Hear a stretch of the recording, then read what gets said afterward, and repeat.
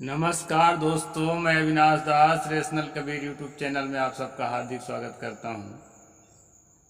साथियों, यदि सब्सक्राइब नहीं किए हैं तो चैनल को सब्सक्राइब करें, बेल आइकन को प्रेस करें, ऑल नोटिफिकेशन ऑन रखें, लाइक और कमेंट जरूर करें। दोस्तों,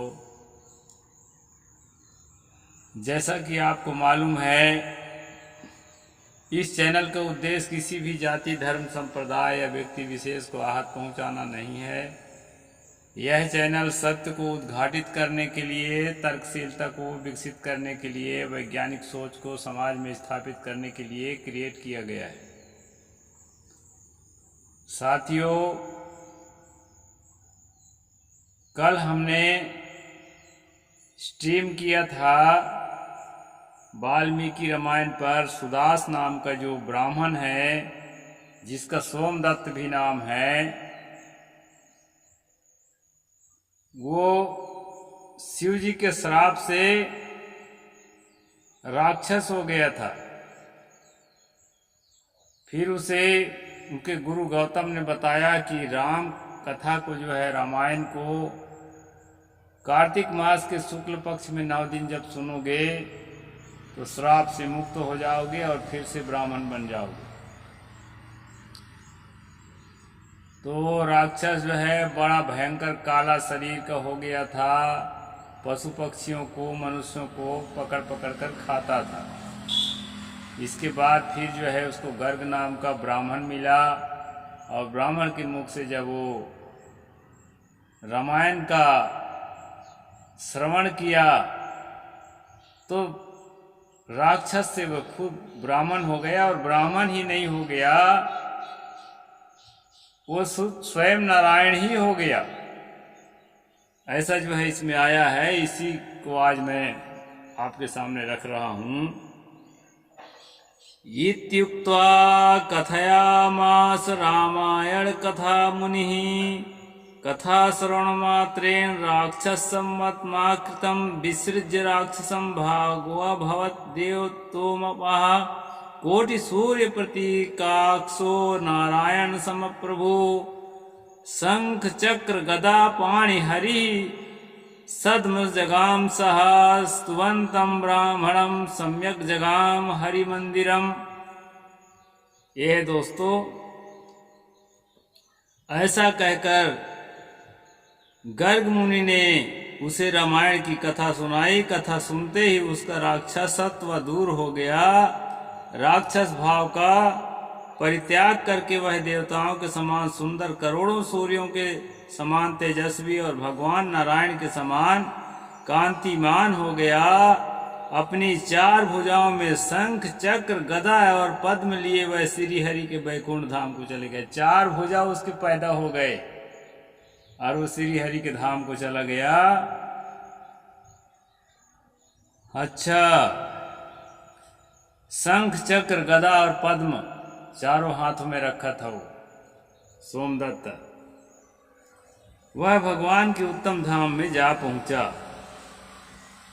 तो नारद जी कह रहे हैं कि विप्रवरो, अतः आप लोग भी रामायण की अमृत कथा सुनिए। इसके श्रवण से सदा ही महिमा है, किंतु कार्तिक मास में विशेष महिमा बताई गई। यहाँ तक तो बात है रामायण कथा सुनने की। अब मैं एक बात बता रहा हूँ दोस्तों, रामायण का केवल नाम लेने पर जो है कितना पाप भस्म होता है। आपको जितना पाप करना है रोज पाप करो, और मुख से रामायण का नाम ले लो, आपके पाप भस्म हो जाएंगे। और फिर पाप करो, जितना करना है करो। ये रामायण जो है ना, अति महिमा, रामायण शब्द के अति महिमा यहाँ पर बताया है दोस्तों। वह भी मैं आपको पढ़कर सुना रहा हूँ। यन्नाम स्मरणादेव महापातक कोटिभिः विमुक्तः सर्व पापेभ्यो नरो याति पराम गतिम। 71 नंबर श्लोक है 2 अध्याय का। रामायण के नाम का स्मरण करने से ही मनुष्य करोड़ों महापातकों तथा समस्त पापों से मुक्त हो परम गति को प्राप्त होता है। रामायणेति यन्नाम सदकृतव्यमुच्यते यदा तदैव पाप विमुक्तो विष्णुलोकम स गच्छति। मनुष्य रामायण इस नाम का जब एक बार भी उच्चारण करता है तभी वह समस्त पापों से मुक्त हो जाता है। केवल एक बार मुख से रामायण कहो, इतने में सारे पाप आपके भस्म हो जाते हैं, जल जाते हैं, आप निष्पाप हो जाते हैं। आपको चोरी करना है, हत्या करना है, झूठ बोलना है, व्यभिचार करना है,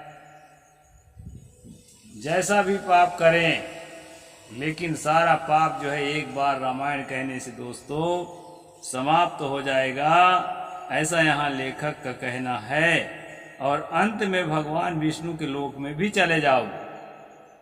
रामायण कहने मात्र का इतना फायदा बताया है। ये पठन्ति सदाख्यानम भक्त्या शृण्वन्ति ये नराः गंगा स्नानाच्छत गुणात् तेषां संजायते फलम। जो मनुष्य सदा भक्ति भाव से रामायण कथा को पढ़ते और सुनते हैं, उन्हें गंगा स्नान की अपेक्षा 100 गुना अधिक पुण्य प्राप्त होता है। गंगा स्नान में गंगा के बारे में पढ़ेंगे तो गंगा का ही सबसे ज़्यादा पाप खत्म करने की क्षमता बताया है, लेकिन यहाँ जो है ये बता रहे हैं कि गंगा के स्नान से 100 गुना ज़्यादा फायदा आपको मिलेगा राम कथा में। और राम कथा रामायण का तो नामे लेने से सारे पाप खत्म हो जाते हैं। साथियों, लेखकों को मज़ा आता है ऐसे लिखने में और अपने किताब की बड़ाई प्रशंसा करने में और अपने अपने भगवानों की बड़ाई प्रशंसा करने में, लेकिन इससे समाज में क्या प्रभाव पड़ेगा इस बात का ख्याल वे नहीं रख पाते। साथियों, राम कथा काल्पनिक है या ऐतिहासिक दस्तावेज है, इससे कोई फर्क नहीं पड़ता। फर्क पड़ता है उस पर जो है समाज पर उसका प्रभाव क्या है, उसमें जो बातें बताई गई है उससे समाज किस तरह का प्रभाव लेता है, किस तरह का आदर्श लेता है, सवाल इसका है। तो साथियों, यहाँ पर जो बात बताई है कि एक बार रामायण का नाम लेने से जीवन भर के समस्त पाप खत्म हो जाते हैं, ये क्या संदेश दिया गया है इस पर आप विचार करिए। यदि इतना सस्ता है कि एक बार नाम लेने से ही सारे पाप खत्म हो जाता है, तो आदमी कितना पाप करेगा जीवन में। चलो भाई, नाम ले लिया जाएगा, पाप तो खत्म हो जाना है। तो साथियों, नाम लेने से या कथा सुनने से किसी भी प्रकार का पाप खत्म नहीं होता है आदमी का।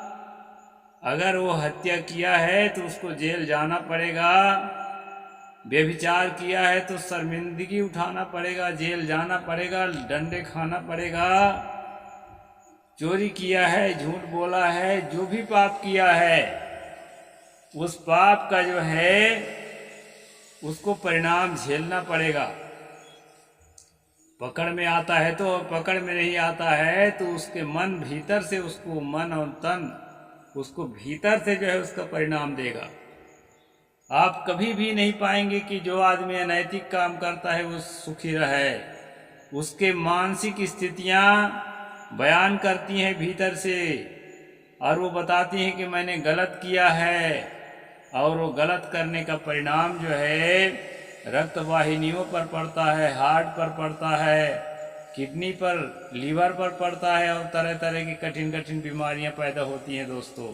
अनिद्रा होती है, हार्ट अटैक, और जो है बहुत तरह की बीमारियां भी होती हैं। इसलिए हमारे शरीर के जो कहना चाहिए क्रियाकलाप है उस पर भी हमारे कर्मों का प्रभाव रहता है। इस बात को हमें नहीं भूलना चाहिए। अगले जन्म, पिछले जन्म में क्या होता है क्या नहीं होता है वो तो छोड़ ही दीजिए, लेकिन जो है इध तपति पेच तपति पापकारी उभयथ तपति, ये जो है तथागत बुद्ध ने कहा, यहाँ दुख पाएगा, वहाँ दुख पाएगा। पाप करने वाला दोनों जगह दुख पाएगा। इस तरह से जो है पाप करना किसी भी तरह से आपके लिए फायदेमंद नहीं है, चाहे आप रामायण पढ़ें चाहे ना पढ़ें। यहाँ पर तो रामायण पढ़ने वालों को पाप करने की छूट दे दी गई है। इसलिए दोस्तों, खासकर जय श्री राम कहने वाले कंधे पर बंदूक अपने लोगों को मारने के लिए उठा लेते हैं, तो ऐसा नहीं होना चाहिए। इससे किसी भी प्रकार से पुण्य नहीं मिलेगा। एक बार तो क्या है, आप दिन रात राम राम रटते रहेंगे और पाप करना नहीं छोड़ेंगे, तो आपका जीवन और समाज उससे सुखी और शांति का अनुभव नहीं कर सकता है। इसलिए पाप कर्मों को बढ़ावा इन किताबों द्वारा दी गई है। समाज पर इसका गलत असर पड़ता है। इस तरह बातों को हम जो है कड़ी निंदा करते हैं। पाप कर्म से तभी हमें छुटकारा मिलेगा जब हम पाप कर्म को छोड़ करके और सेवा का काम करेंगे और जो है लोक उपकार का काम करेंगे और जो है पवित्र संतों के शरण में रह करके उनके निर्देशानुसार जो है पवित्र काम करेंगे। तभी जा कर के जो है हमारा पाप खत्म होगा। और इसके अलावा और कोई न गंगा नहाने से खत्म होगा दोस्तों, और न मुख से रामायण या राम राम रटने से होगा। तो आज मैं यहीं ख़त्म करता हूँ। आगे का प्रसंग कल बताऊँगा। साहिब बंदगी। जय जोहार, जय भीम, जय भारत।